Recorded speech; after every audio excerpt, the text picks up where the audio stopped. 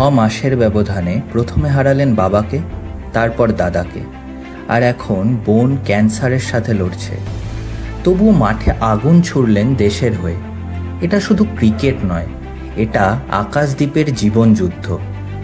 বিহারের সাসারামে তার জন্ম হয় 1996 সালে।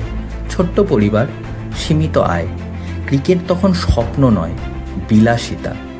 2015 সালে 18 বছর যখন তার বয়স, বাবা রামজি সিং মারা যান। তারপর দাদাকেও হারান। পরিবারের হাল ধরতে গিয়ে বিক্রি করে দিতে হয়েছিল নিজের পছন্দের বলটিও। বন্ধুরা যখন ব্যাট কিনত, সে কিন্তু খাবার। সব ছেড়ে একদিন চলে এলেন কলকাতায়। না ছিল পরিচিত কেউ, না কোচিংয়ের সুযোগ।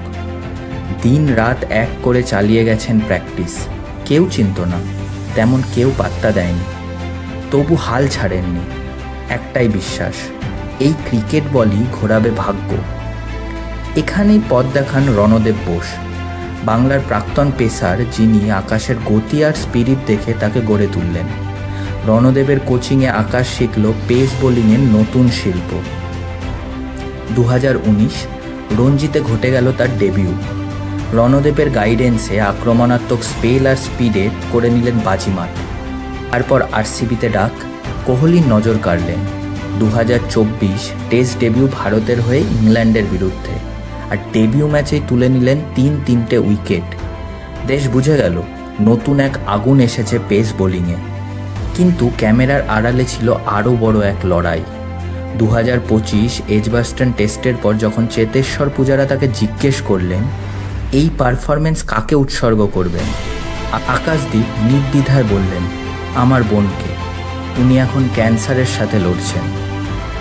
কাল আকাশদ্বীপ শুধু ম্যাচ জেতেননি, জিতেছেন কোটি মানুষের হৃদয়। আকাশদ্বীপ প্রমাণ করেছেন স্বপ্ন দেখা কোনো অপরাধ নয়। কষ্ট যতই থাকুক, লড়াই থামলে চলবে না। রণদেব বোসের মতো গুরুর হাত ধরে বল হাতে নেওয়া সেই ছেলেটা আজ ভারতের জার্সি গায়ে মাঠ কাঁপাচ্ছে। এটাই আকাশদ্বীপ, এটাই ভারতীয় ক্রিকেটের আসল গল্প।